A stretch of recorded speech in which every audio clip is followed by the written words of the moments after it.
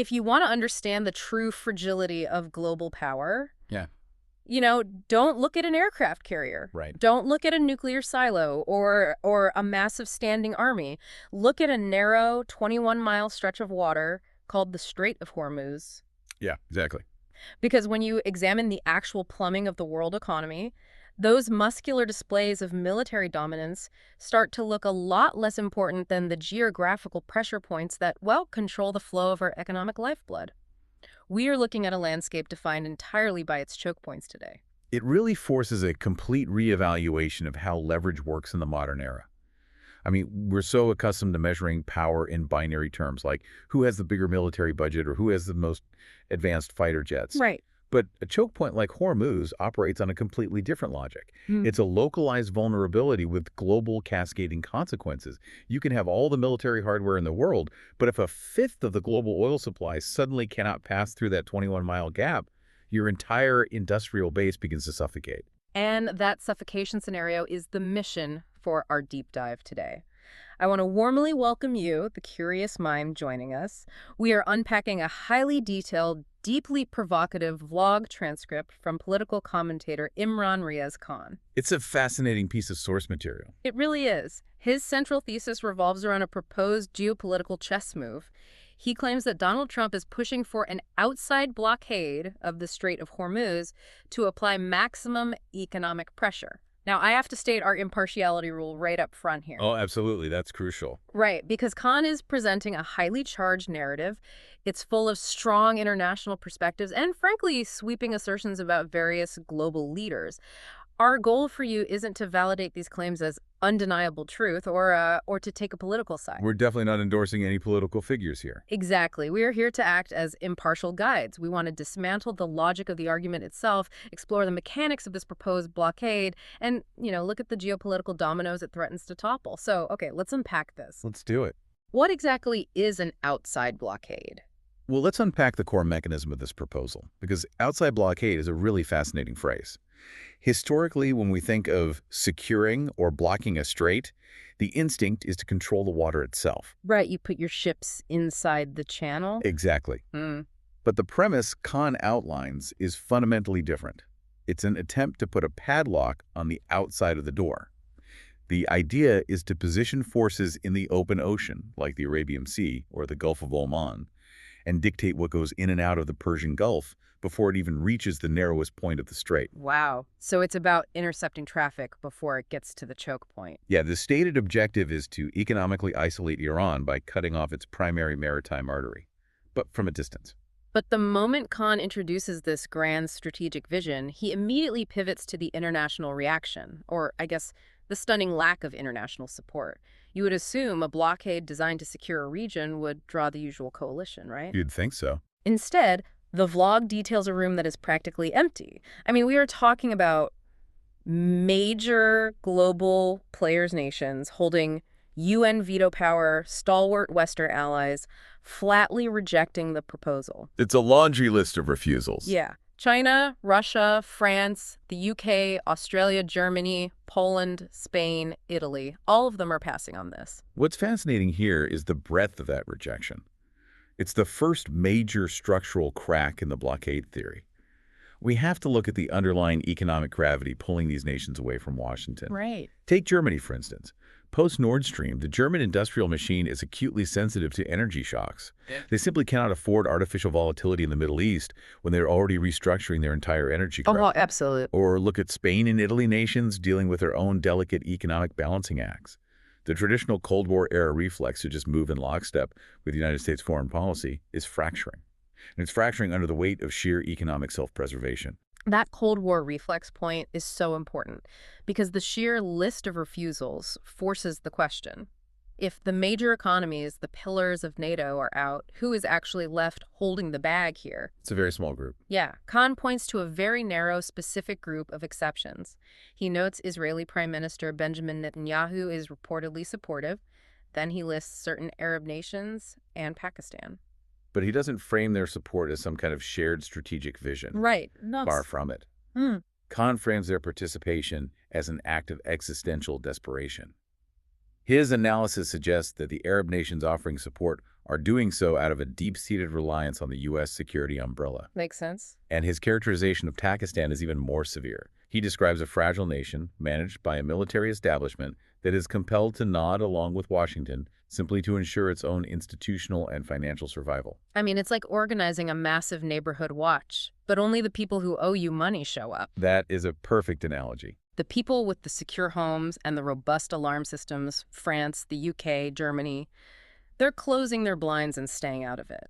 But let's push back on the core premise of the blockade itself. Okay. If the entire point is to place devastating economic pressure on Iran, how does that theoretically work when the biggest consumers of global commerce are actively refusing to participate? It creates a massive enforcement dilemma. Khan points out that European nations are already quietly navigating around these pressure campaigns. Quietly ignoring them, basically. Yeah, exactly. If they need to extract cargo or manage energy flows from the region, they are reportedly doing so on terms dictated by the realities on the ground, which means Iranian terms, rather than adhering to a theoretical American blockade. Right. When you have major economic powers refusing to observe a blockade, the blockading force is left with an impossible choice. Do you start interdicting and boarding the commercial vessels of your own allies? Which would be catastrophic. I mean, you can't start stopping French or German tankers in the open ocean without sparking a massive diplomatic and trade war with NATO partners. Exactly. It would be an absolute disaster. And this quiet defiance from Europe isn't just a political statement. It's driven by an undeniable geographical reality. Khan uses an incredibly effective analogy here to explain why the world is bound to this specific patch of water. He calls it the two shops metaphor. It's a brilliant visualization, honestly. It's incredibly helpful for cutting through the abstract geopolitical jargon. Right. Khan asks us to view the entire Middle Eastern oil-producing region, Saudi Arabia, Iran, the UAE, Bahrain, Qatar, Kuwait, as one massive, fully stocked, highly integrated local mega mart. It's the primary storefront for the world's daily operational resources. And the defining feature of this local shop is its absolute proximity to the customer base. Like, think about the neighborhoods clustered around this megamart. Yeah, they're right there. India's right next door.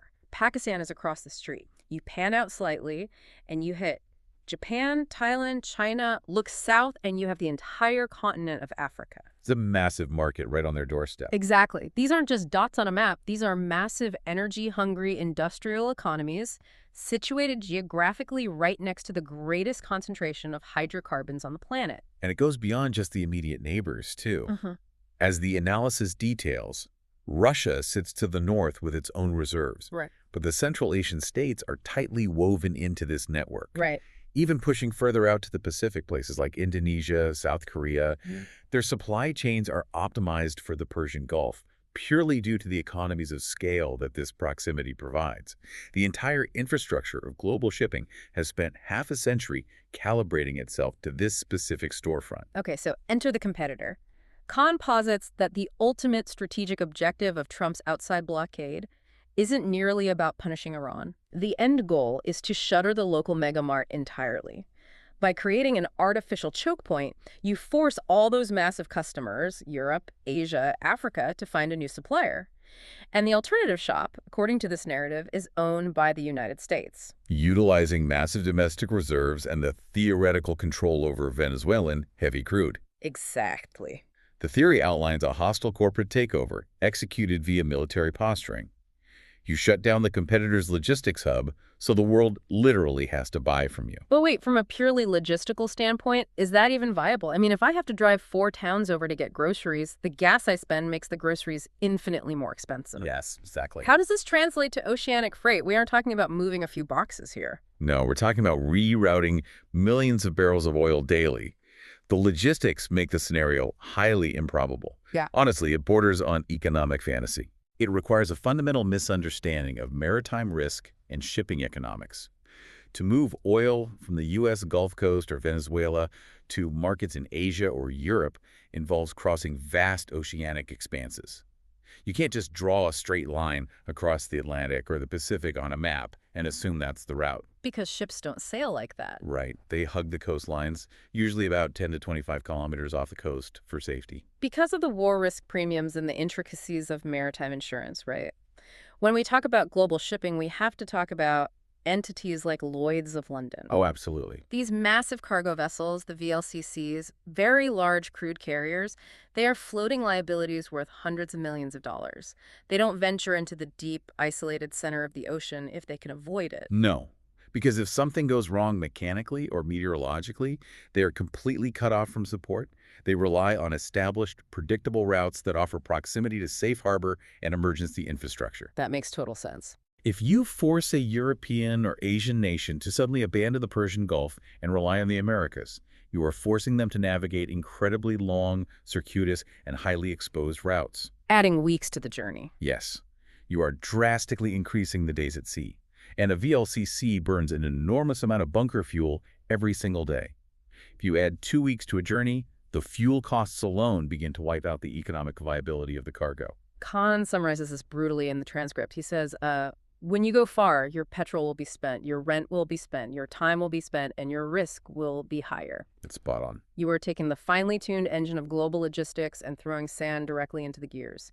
It fundamentally breaks the economic model that these industrial powerhouses rely on. And Europe's quiet defiance is one thing. They might quietly maneuver around the pressure to protect their economies, but they can only afford to softly ignore Washington because another global superpower is offering them a financial and strategic safety net. And doing so very loudly. Which brings us to China's role in this standoff. Enter the dragon, so to speak. Yes, China's role is critical here. Khan highlights China not just as a participant, but as the heavy hitter, the primary obstacle to the blockade strategy. The vlog points to a direct, unequivocal warning from China's defense minister, Admiral Dong Jun. He didn't mince words. Not at all. He explicitly warned the U.S. that China has concrete energy pacts with Iran, they will respect them, and they expect zero interference. What's fascinating here is the phrasing. It's an assertion of sovereign economic rights over an international waterway. The Chinese Foreign Ministry backed this up, framing the unobstructed flow of the Strait of Hormuz not just as a Chinese interest, but as a common interest to the international community. They are effectively drawing a red line in the water. Exactly. The U.S. is proposing to lock the door, and China is announcing they hold the lease and will be walking through regardless. And China is backing up this maritime defiance with a massive geopolitical web. Khan brings in this detail about the Spanish prime minister visiting China to discuss trade. Right, which perfectly illustrates the dynamic. Washington has historically relied on warning Europe that China is a giant that will eat them. But the realities of the European economy change the calculation. They absolutely do. When European leaders look at Beijing, the American warnings are drowned out by the allure of a market with over 1 billion consumers. If China opens its doors to European goods, Europe is happy to ignore U.S. fear-mongering. Here's where it gets really interesting. Khan highlights an alleged counteroffer from Donald Trump directly to Beijing. Oh, this part is wild. It is. The claim is that Trump essentially told China, bring your empty ships to us and we'll fill them with our oil. We have greater reserves than Saudi Arabia plus Venezuela. Let's analyze the psychology of that alleged offer. On the surface, it's an acknowledgement of reality. The U.S. recognizes that you cannot simply cut off the energy supply of the world's primary manufacturing hub without causing a global depression. Right, they know China needs the oil. But the offer fundamentally misreads Beijing's grand strategy. It assumes China only cares about getting the commodity rather than having control over how they get the commodity. Ah, I see. Because China desires strategic autonomy above all else. Exactly. They want the Strait of Hormuz open specifically so they are not reliant on energy reserves controlled by the United States. Oh, yeah. If they accept that deal, if they bring their empty ships to American ports, they're essentially handing Washington a kill switch for the entire Chinese economy. It would be a total capitulation. And if the U.S. can't realistically stop international ships without triggering a global crisis Khan says if the U.S. physically stops Chinese or Russian ships, it will massively multiply its enemies. Oh, it would be an immediate crisis in international maritime law. It would be viewed as an act of piracy. So if they can't do that, what happens when they face the nation actually sitting on the choke point? This brings us to Iran's retaliation playbook. Right. And Khan notes that Iran's stated strategy is built on absolute asymmetrical deterrence. The warnings coming out of Tehran are unambiguous. He details some stark warnings. They have established a simple equation. If Iranian ports are threatened, no port in the region will be safe. Mutually assured economic destruction. Yes, and the rhetoric is intense. Khan quotes Iranian Foreign Minister Abbas Araghchi, who stated the Zionist regime should be eliminated before World War III starts. That isn't just standard diplomatic posturing. It's apocalyptic framing, designed to communicate that they view this as an existential conflict. And Khan emphasizes that this rhetoric has to be evaluated against Iran's historical track record. Right. He argues that when Tehran issues specific retaliatory threats regarding their sovereign territory, they possess the operational capability to actually follow through. To ground this capability, Khan vividly describes a propaganda and military video released by the IRGC, the Islamic Revolutionary Guard Corps. The video is basically a proof of concept. Yeah, he says it shows American naval vessels near the strait. The IRGC forces issue a formal, highly aggressive warning, and the conclusion in the vlog is that the American ships turned back. Right, which Khan uses to puncture the narrative of undisputed American naval hegemony in the Gulf. It's presented as tangible evidence that Iran has constructed a highly robust defensive posture. Let's dissect the geography there, because it makes this defense so formidable. If we connect this to the bigger picture, you have to look at the topography. The Strait of Hormuz heavily favors the defender. The Iranian coastline isn't just a flat beach. It's backed by the rugged Zagros Mountains. Right. This terrain provides massive, deeply fortified natural bunkers for anti-ship missile batteries, fast attack craft swarms, and drone launch sites. You cannot easily neutralize those assets from the sea. So a blue water navy is incredibly vulnerable there. Extremely vulnerable. In a confined, shallow environment against an enemy utilizing asymmetric swarm tactics, sea control just isn't enough. So to genuinely control the strait from the outside, you eventually need land control. You need boots on the ground. And that leads to the ultimate military impossibility highlighted by Khan. You cannot just carve out a buffer zone in the strait like Israel attempts in Lebanon. The Iranian border runs along the entire length of the choke point. You'd have to invade. You'd have to invade, occupy, and pacify a massive stretch of sovereign territory. And the source claims 14 million Iranians have volunteered to fight. 14 million. Even if that's a propaganda number, it's a terrifying prospect.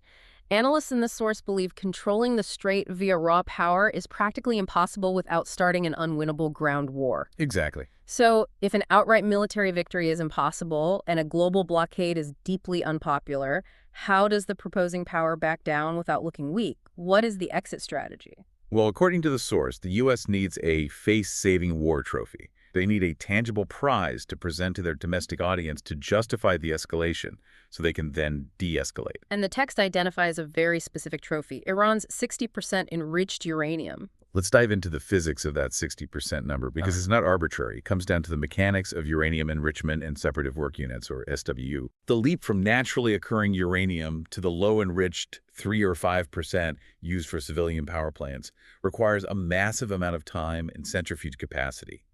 However, once you reach 60% enrichment, you have expended roughly 90% of the total effort required to reach weapons grade. Wow. So it's a technical hair's breadth away from a bomb. Exactly. So Khan theorizes that if the U.S. can orchestrate a scenario where they secure this 60% stockpile and put it on display, Trump can claim victory to his base. We prevented a nuclear crisis. Precisely. It allows them to quietly abandon the unworkable blockade. But Khan also suggests another potential trophy, a financial cut. Right. He claims the U.S. previously wanted a percentage of the revenue passing through the strait. Like a global toll booth, it taps into the broader mechanics of global financial hegemony. But to extract either of these trophies requires maintaining immense pressure. Which leads to the strategy of prolonging the conflict. Khan brings in conflicting media reports. The Economist says Trump won't go into a full-fledged war, recognizing the costs. Right. But the Wall Street Journal claims he might linger with small, limited military operations until he gets global support or a trophy. This concept of lingering in geopolitics is deeply damaging. Continuous low-level operations can actually be more damaging to global stability than a short, sharp conflict. Because it keeps the markets anxious. Exactly. Keeps the oil markets perpetually anxious. War risk premiums skyrocket. It drains the diplomatic and financial resources of every nation reliant on that shipping lane. Ultimately, the source concludes they will just have to sit at the negotiating table. While superpowers play this long game of face-saving, smaller nations are caught in the crossfire, struggling merely to survive. Which brings us to Pakistan's tightrope. This is where the macro-level geopolitics hits the ground. Khan shifts focus to this incredibly detailed local context regarding Pakistan. The country is described as a poor, weak nation with a military regime that must comply with the U.S. for its own survival. The structural vulnerability outlined in the text is severe. Pakistan has an immediate financial panic. They owe money to the UAE this month. This month. That's immediate. Right. And to pay it, Pakistan is begging China and Saudi Arabia for $5 billion just to hold in their national treasury as an interest-bearing loan. To pay off the UAE. Yes, it's called an amanat. I mean, this sounds less like foreign policy and more like paying off one credit card with another while offering to be the bank's security guard. That's a very accurate way to put it. As a goodwill gesture for the money, PM Shehbaz Sharif is visiting Saudi Arabia, and Pakistan has sent fighter jets and troops to bolster Saudi defenses. It's a tangled web of transactional geopolitics. Khan unpacks this tragic irony. Arab nations historically paid the U.S. for protection. The U.S. allegedly used that money to protect Israel. Now, Arab oil is threatened by this U.S. blockade proposal. Right. Meanwhile, Pakistan is renting out its military to Saudi Arabia just to secure a loan to pay the UAE. Ideology takes a total backseat to sheer economic desperation. And this economic desperation is having severe, immediate effects on what information the Pakistani people are allowed to consume. Yeah. This brings us to the information warfare and domestic fallout. The boots-on-the-ground media censorship reported here is fascinating. Khan and his friends actually tested the internet. They found that while U.S. media, like the New York Times, and even Israeli media load perfectly in Pakistan, Right. Iranian news sites like the Tehran Times have been entirely blocked. It's a coordinated digital quarantine. Furthermore, the military establishment has explicitly banned Pakistani TV channels from inviting Iranian journalists on air. It's a total media blackout. This raises an important question about sovereignty and information control. Why block one side of the narrative? Well, Khan claims it ties into the internal political struggle. And again, maintaining our impartiality rule, we are just reporting his claims here. Of course. The source claims that Imran Khan and his party, the PTI, have pushed for peace, neutrality, and open dialogue from day one. However, tout journalists are allegedly trying to provoke PTI into saying something sympathetic to Iran. Right, so they can be labeled as traitors to the state. Exactly. When a state is reliant on U.S. and Saudi financial lifelines, it feels compelled to align its domestic media consumption with the geopolitical stances of its creditors, even if its population largely desires peace and non-alignment, as the source claims. It's incredible. We have taken a massive journey today, from the global logistics of moving oil to China's defiance to the impossible military realities in the Strait of Hormuz. All the way down to a citizen in Pakistan unable to load a web page because of a multi-billion-dollar debt. It's all connected. It really is. And I want to leave you with a final lingering thought to mull over.